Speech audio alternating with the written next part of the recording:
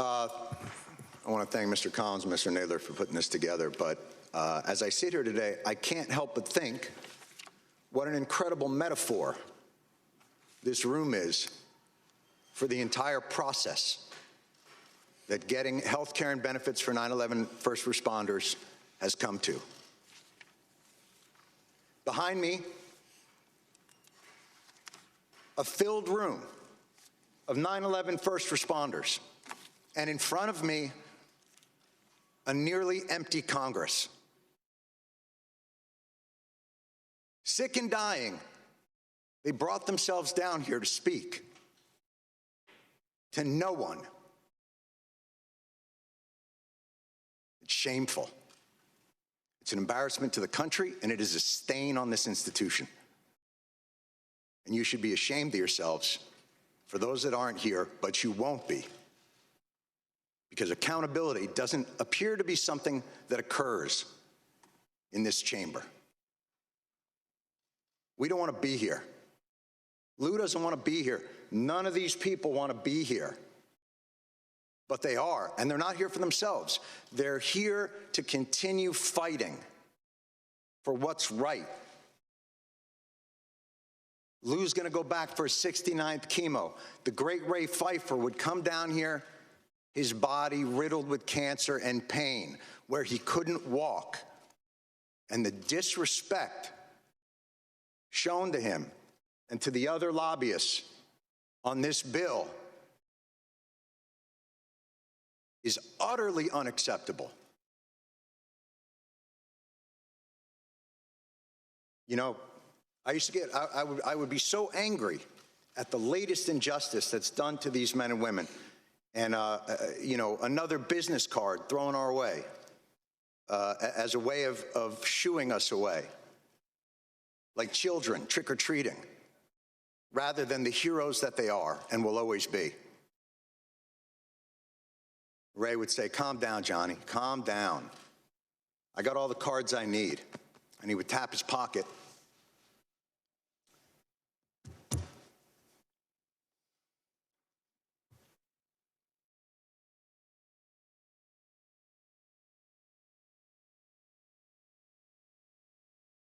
Where he kept the prayer cards of 343 firefighters.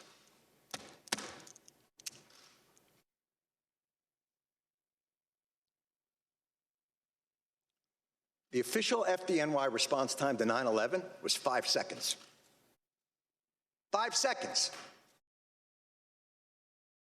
That's how long it took for FDNY, for NYPD, for Port Authority, for EMS to respond to an urgent need from the public. 5 seconds. Hundreds died in an instant. Thousands more poured in to continue to fight for their brothers and sisters.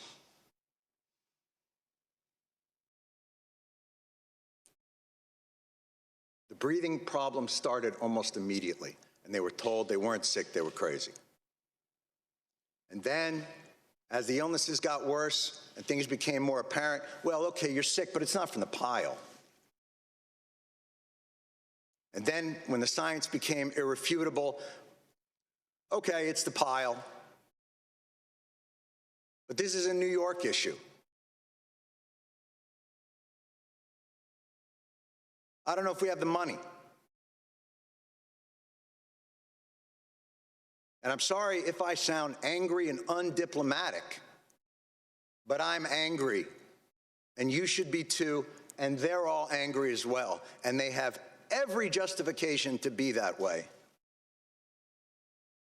There is not a person here, there is not an empty chair on that stage that didn't tweet out, "Never forget the heroes of 9/11. Never forget their bravery. Never forget what they did, what they gave to this country." Well, here they are. And where are they? And it would be one thing if their callous indifference and rank hypocrisy were benign, but it's not. Your indifference costs these men and women their most valuable commodity, time.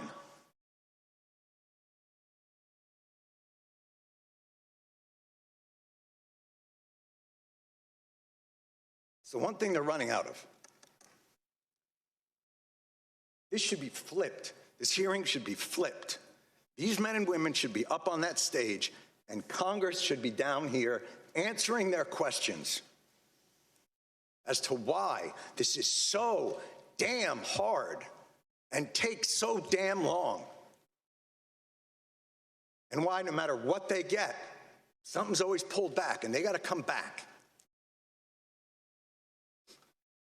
Mr. Johnson, you made a point earlier, and it was one that we have heard over and over again in these halls, and I couldn't help but to answer to it, which was, you said, look, you know, you guys are obviously heroes, and 9/11 was a big deal, but, you know, we have a lot of stuff here to do. And, you know, we got to make sure there's money for a variety of disasters, hurricanes and tornadoes. But this wasn't a hurricane, and this wasn't a tornado. And by the way, that's your job anyway. We can't fund these programs, you can. Setting aside that no American in this country should face financial ruin because of a health issue. Certainly 9/11 first responders shouldn't have to decide whether to live or to have a place to live. And the idea that you can only give them 5 more years of the VCF because you're not quite sure what's going to happen 5 years from now, well, I can tell you, I'm pretty sure what's going to happen 5 years from now. More of these men and women are going to get sick, and they are going to die. And I am awfully tired of hearing that it's a 9/11 New York issue. Al-Qaeda didn't shout death to Tribeca. They attacked America, and these men and women, and their response to it, is what brought our country back. It's what gave a reeling nation a solid foundation to stand back upon, to remind us of why this country is great, of why this country is worth fighting for, and you are ignoring them.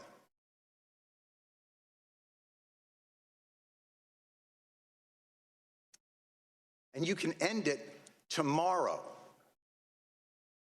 Why this bill isn't unanimous consent and a standalone issue is beyond my comprehension. And I have yet to hear a reasonable explanation for why. It'll get stuck in some transportation bill or some appropriations bill and get sent over to the Senate, where a certain someone from the Senate will use it as a political football to get themselves maybe another new import tax on petroleum, because that's what happened to us in 2015. And we won't allow it to happen again. Thank God for people like John Field. Thank God for people like Ray Pfeiffer. Thank God for all of these people who will not let it happen.